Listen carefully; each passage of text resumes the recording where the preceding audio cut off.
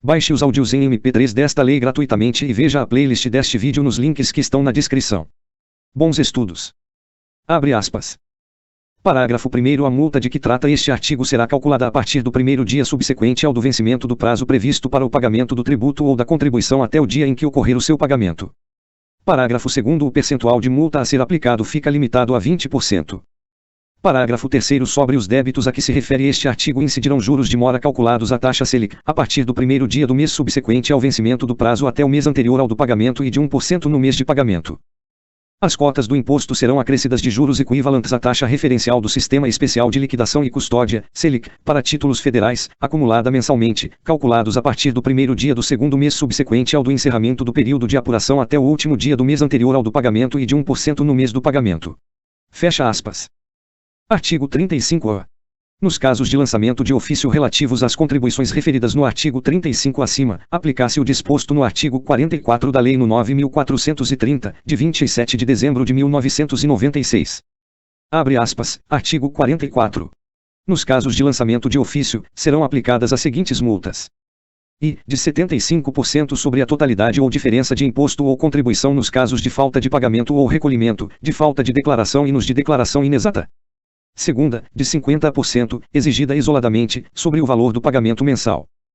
A, na forma do artigo 8º da Lei nº 7.713.988, do recolhimento do imposto de renda não efetuado por o lucro ter sido gerado em outro país, que deixar de ser efetuado, ainda que não tenha sido apurado o imposto a pagar na declaração de ajuste, no caso de pessoa física.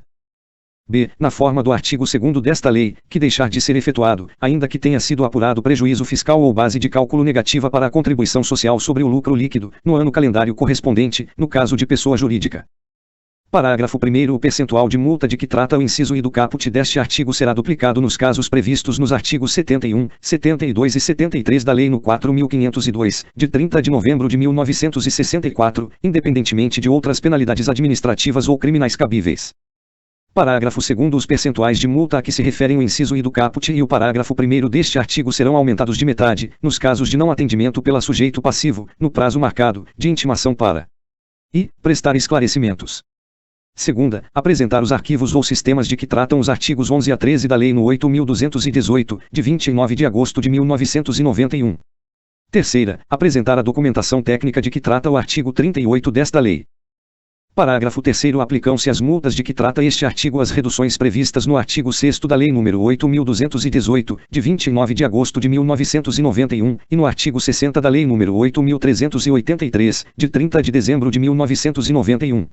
Vide Decreto nº 7.212, de 2010. Parágrafo 4º. As disposições deste artigo aplicam-se, inclusive, aos contribuintes que derem causa a ressarcimento indevido de tributo ou contribuição decorrente de qualquer incentivo ou benefício fiscal. Parágrafo 5º. Aplicar-se também, no caso de que seja comprovadamente constatado dolo ou má-fé do contribuinte, a multa de que trata o inciso I do caput sobre I, a parcela do imposto a restituir informado pela contribuinte pessoa física, na declaração de ajuste anual, que deixar de ser restituída por infração à legislação tributária. Fecha aspas. Artigo 37.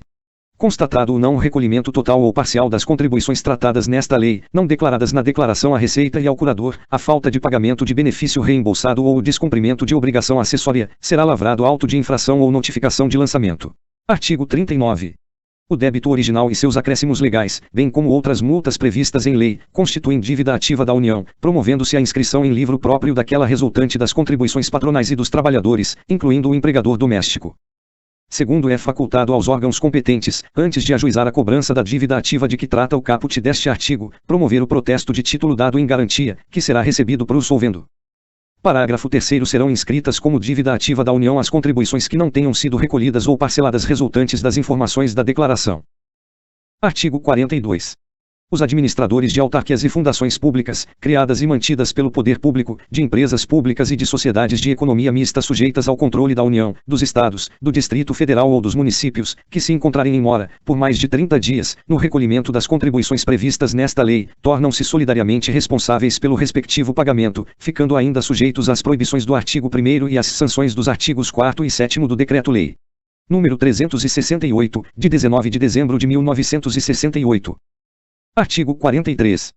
Nas ações trabalhistas de que resultar o pagamento de direitos sujeitos à incidência de contribuição previdenciária, o juiz, sob pena de responsabilidade, determinará o imediato recolhimento das importâncias devidas à Seguridade Social. Parágrafo 1º. Nas sentenças judiciais ou nos acordos homologados em que não figurarem, discriminadamente, as parcelas legais relativas às contribuições sociais, estas incidirão sobre o valor total apurado em liquidação de sentença ou sobre o valor do acordo homologado. Parágrafo 2º. Considera-se ocorrido o fato gerador das contribuições sociais na data da prestação do serviço.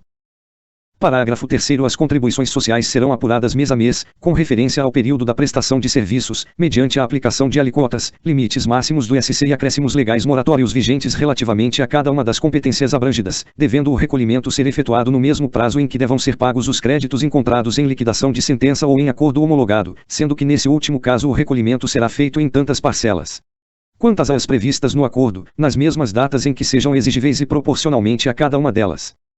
Parágrafo 4º. No caso de reconhecimento judicial da prestação de serviços que permitam a aposentadoria especial após 15, 20 ou 25 anos de contribuição, serão devidos os acréscimos de contribuição de 12, 9 e 6%.